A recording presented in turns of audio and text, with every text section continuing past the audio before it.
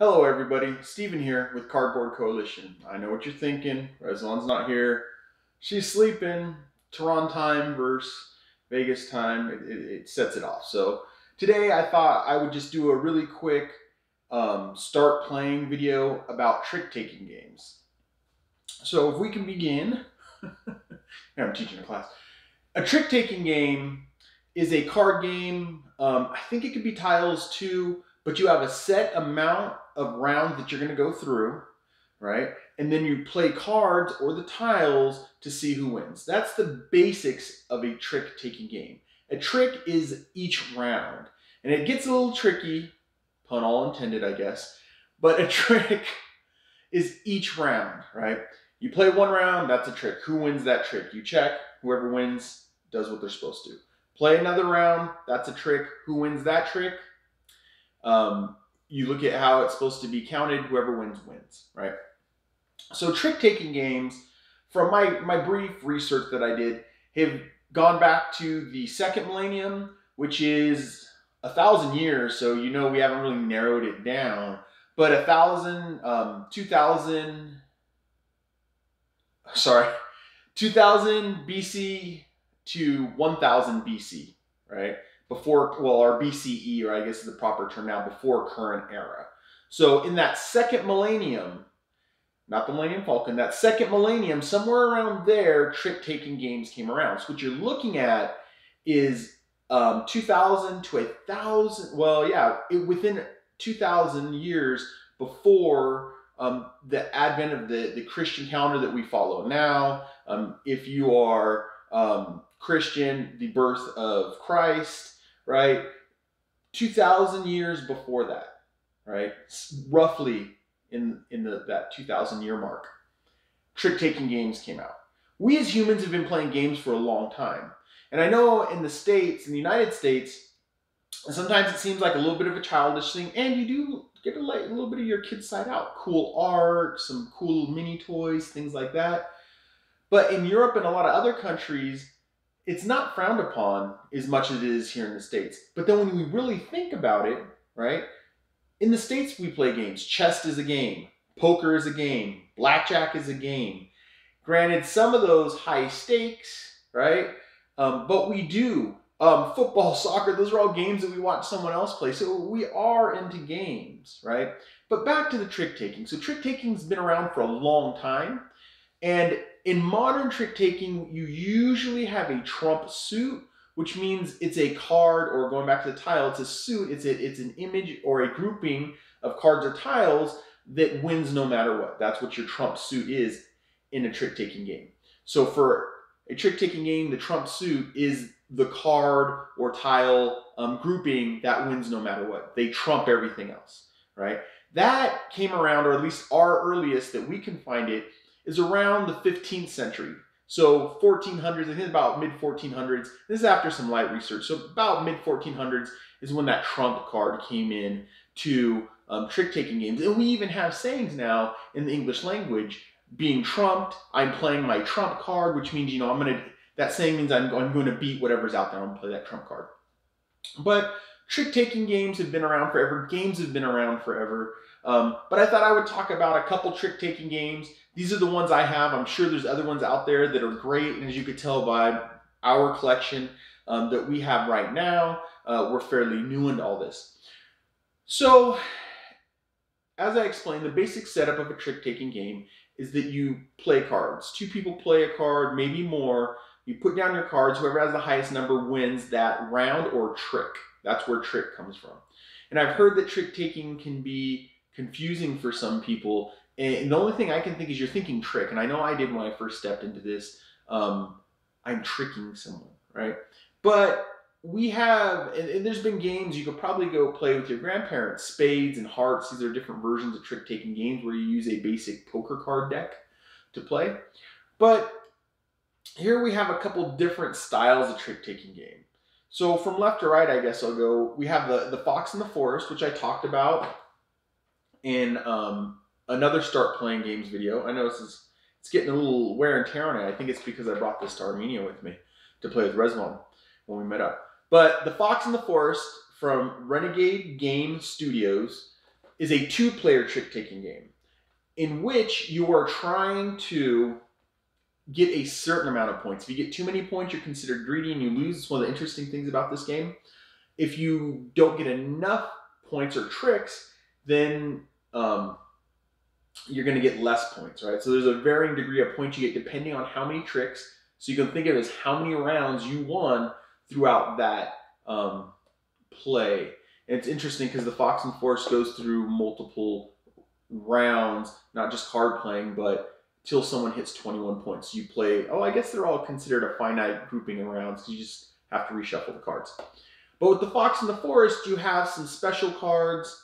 I can't remember how this is set up in here really. Oh, yep, losing cards. I'll grab that later. So you have some special cards, and I'll just show you. I know it's far away. And there's some text at the bottom. There's special things they do. There's a swan. If you lose with the swan, then you can start the next trick, right? For trick-taking games, how it usually starts is one player lays down a card, bam, and then you have to lay down a card. Usually there's rules like you have to follow that suit, right? So then you put down a card. And then whoever has the highest wins. Now, if there's a trump card, then if you don't have that color, then you can play the trump card. But the Fox and the Force is a two-player trump-taking game. Trick-taking game. It's a two-player trick-taking game. This is how I'm going to make this video quick. And it kind of, as you can tell, maybe it bugs me that one of the cards is on the ground. I want to pick it up right now. But oh wait. Quick video. All right. So the other one we have here, and this is one that I kind of really like, is Claim. So this is Claim. I picked up Claim 2. You can get either of these. If I remember right, Claim's a two-player, and Claim 2 bumps it up to 4, but I'll have to look at it really quick. So if you remember my other video, you have all that information on the back. But Claim is a trick-taking game, the original one from White Goblin. Yeah, White Goblin, and then Deepwater Games, I believe, brought it here to the States, right? Or produces it here in the States, publishes it here in the States. But White Goblin originally, and then Deepwater kind of brought it here. So this one is a two-player trick-taking game. And in this one, you're trying to build up alliances. So for the first handful of tricks, you're collecting up cards for your second round of tricks.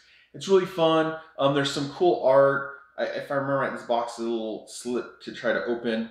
Oh, there we go. There's some cool art to these cards. It's one of the reasons I liked it. I'll just show you that one, right? I can't remember the name of that card, but there's nice art on these cards.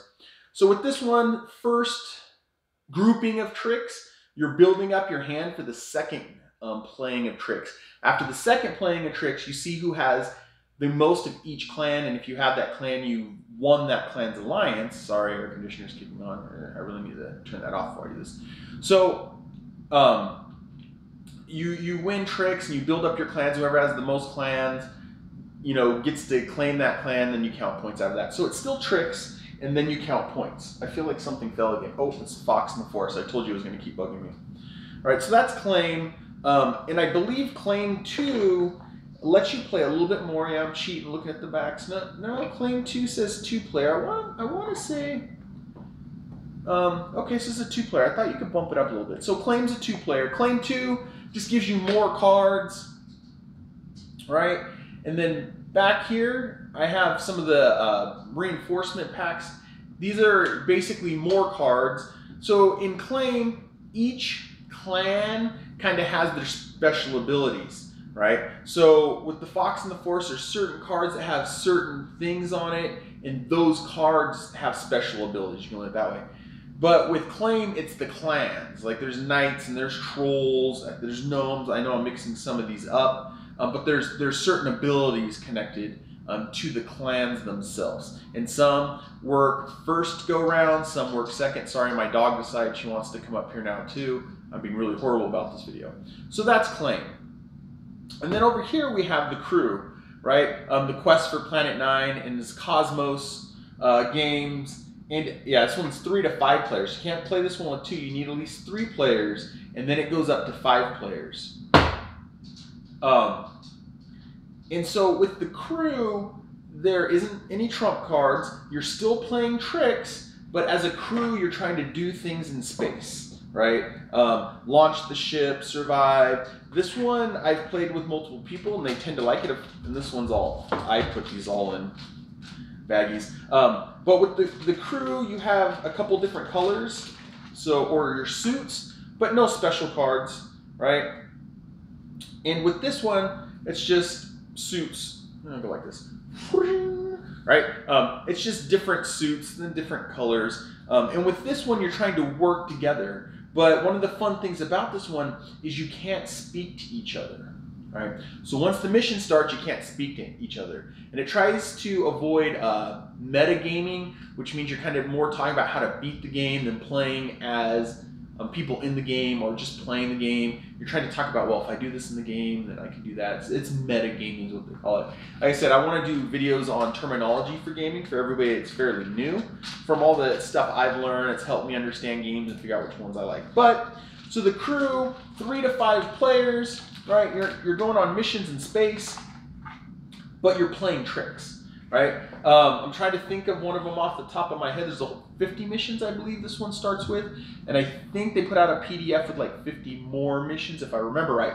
But the crew, you're playing these tricks and you can't talk, and there's these certain things that trick you up. Trick again, puns all intended. They kind of trick you up, like one player can't use their communication token. You have this token that you can kind of communicate highest card, lowest card, or only card in that suit, right? And so that's how it kind of mixes up. But you can see there's variety in trick-taking games, right? It's not just hearts, it's not just spades, there's variety in those two games, and those are both trick-taking games. But you have the 2-player Fox in the Forest, very fairy tale-esque with the woodsman and the queen and the swan and the treasure. Then you have Claim, which is kind of like warring clans, really, or you're trying to collect up clans' allegiance by having them fight it out for more members and stuff like that. And then and this is a 2-player, and then you have the crew, which you have 3 to 5 players, and you're trying to accomplish a mission together. So just to wrap it all up, that's trick-taking games. These are the 3 that I have. In case maybe you were wondering what trick-taking was, maybe you're getting nervous about trick-taking, and you don't think you want to get into it because it sounds not difficult but tricky. Puns galore, right?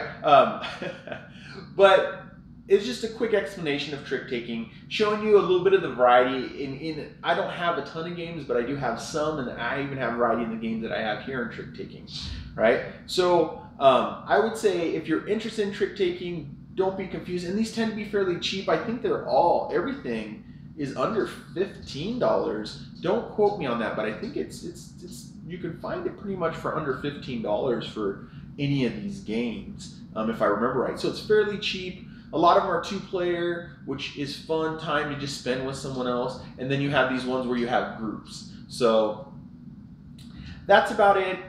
If you think I missed anything or you have any questions, feel free to send us comments, right? We love comments. So as usual, help us grow the coalition by liking, subscribing, and commenting. I'm Steven from Cardboard Coalition. See you later, everybody.